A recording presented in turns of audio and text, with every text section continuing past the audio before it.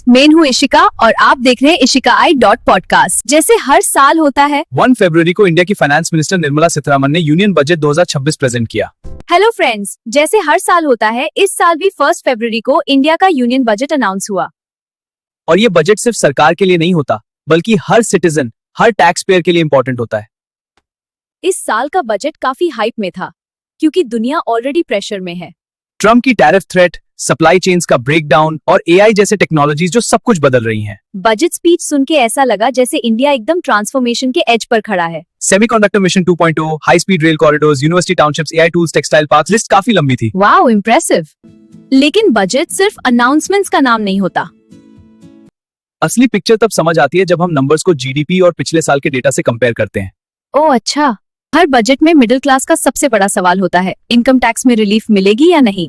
इस बार आंसर सीधा था, कोई रिलीफ नहीं, ना स्लैब्स चेंज ना रेट्स। कोई रिलीफ नहीं, पक्का? हाँ पक्का।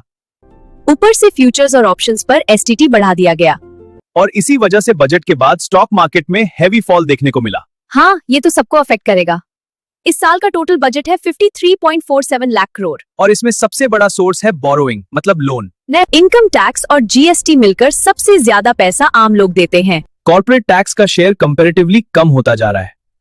एक शॉकिंग फैक्ट ये भी है कि सरकार की कमाई का लगभग 20% सिर्फ इंटरेस्ट पेमेंट्स में चला जाता है।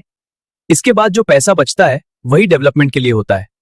एजुकेशन के लिए काफी अच्छी अनाउंसमेंट्स हुई हैं। लेकिन जीडीपी के हिसाब से स्पेंडिंग अभी भी 3% से नीचे है, जबकि रिकमेंडेशन 6% की है। हेल्थ केयर में भी अनाउंसमेंट्स थे, लेकिन बजट नंबर्स लिमिटेड है। समझ गया, तो इम्प्रूवमेंट्स मुश्किल होंगी। हाँ बिल्कुल।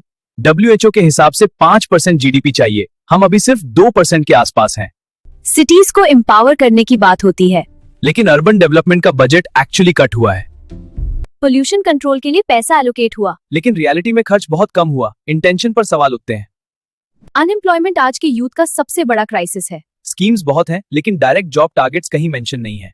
एग्रीकल्चर बजट में सिर्फ हल्का सा इंक्रीज है। फार्मर्स के कोर इश्यूज जैसे एमएसपी, लेबर, फर्टिलाइजर्स पर ज्यादा बात नहीं हुई। एआई फ्यूचर है, लेकिन उसके रिस्क्स भी हैं। फॉरेन डेटा सेंटर्स को 20 साल की टैक्स हॉलिडे, जबकि वाटर और एनर्जी ऑलरेडी लिमिटेड है। ओवरऑल पैटर्न क्लियर है, स्पीचेस अच्छी हैं, लेकिन नंबर्स में उतना स्ट्रॉन्ग इंपैक्ट नजर नहीं आता। आप क्या सोचते हो, क्या ये बजट ग्राउंड रियलिटी बदल पाएगा? कमेंट्स में अपना ओपिनियन जरूर शेयर कीजिए। अगर पॉडकास्ट पसंद आया हो तो लाइक और शेयर जरूर करें। और ऐसे ही डेटाबेस डिस्कशंस के लिए चैनल को सब्सक्राइब करना मत भूलिए।